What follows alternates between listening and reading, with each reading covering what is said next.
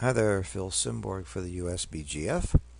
Here's a position that came up this past weekend in Chicago, and it's really fun. I love 2 away, 4 away. Red needs 2 points to win the match. White needs 4 points to win the match. The cube is in the center. Red is on roll. What's the proper cube action? Should red double? And if red doubles, should white take or drop?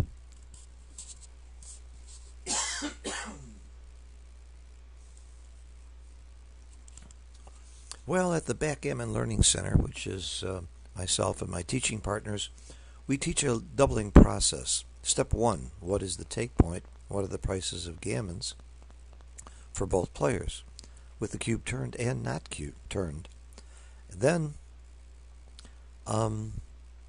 what's next? Woolsey's Law. Ask yourself, before you're thinking about doubling, would your opponent take or drop? Put yourself in white shoes.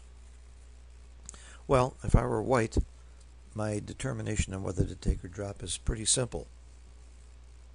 My take point is 18.5% when I'm trailing 2 away, 4 away. Do I think I can win this game 18.5%? Well, looks pretty dismal right now. If red hits this checker with a 6, hits this checker with a 3 or 9, I better perform pretty quickly. But it looks like, because these 2 checkers are back here and there's not a lot of checkers in the zone, I might be able to anchor.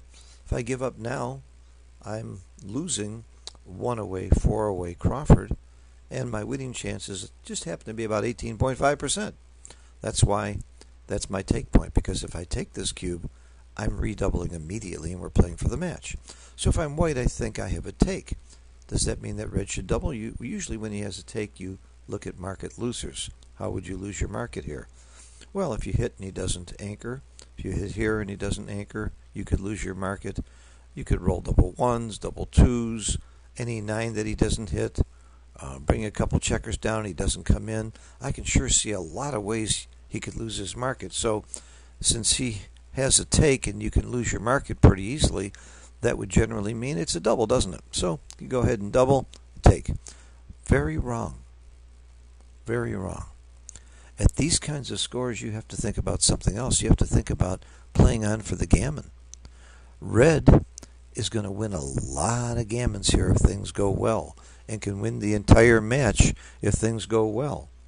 So this is a very, very good reason that you might think about playing on. If things go badly, you can always double later, maybe. Maybe he won't take, maybe he will take, depends on what happens. But the value of gammons to you are very, very high if you're red. It's almost 1.1. If you win a gammon, you win the entire match.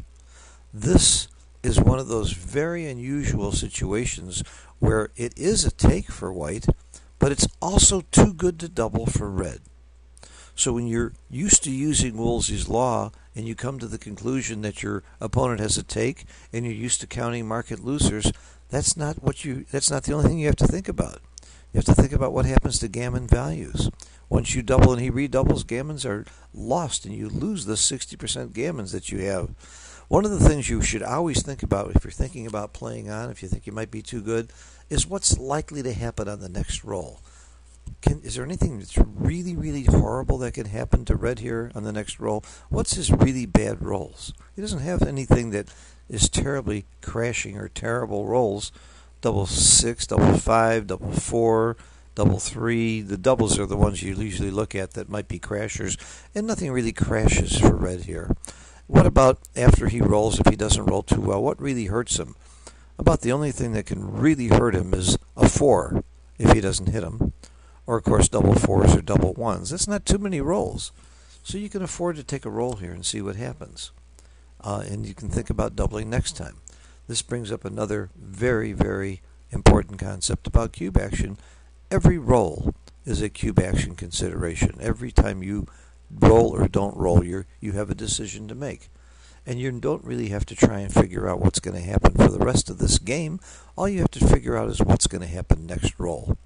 If white has a very reasonable chance of anchoring and hurting you pretty badly, maybe you do have to double and try and cash, except that you're not going to cash here. He's got more than his 18%. A lot of people here don't realize they would have 18.5% because they're used to thinking in terms of gammons hurting them. But if you can get that out of your mind that it doesn't matter that you get gammoned at all if the cube is on 4 here, then you can see how you might win this game 18.5% of the time and not have that block you. So it is true that you could double and get some drops. Is that such a good thing for red to happen? Even though white might drop wrongly, I would still rather be playing this game and win the entire match 60% of the time when I'm not going to lose the game very often. And if I lose the game with the cube at 1, it's not that disastrous for me. So there's a lot more to think about in these cube actions, especially at lopsided scores, and especially at my favorite score, 2 away, 4 away. I hope looking at these numbers becomes second nature to you. And by the way, hit ++. You'll get a better evaluation. And on really complicated positions like this, if you really want to know the numbers, you probably should roll it out. And it'll take a little bit longer, but you'll get numbers that are that you can rely on more. This is so much of a too good to double, and such a pretty big take that I don't think it's likely to change. But again, later tonight I'm going to roll it out and be sure. Thanks for watching. Bye.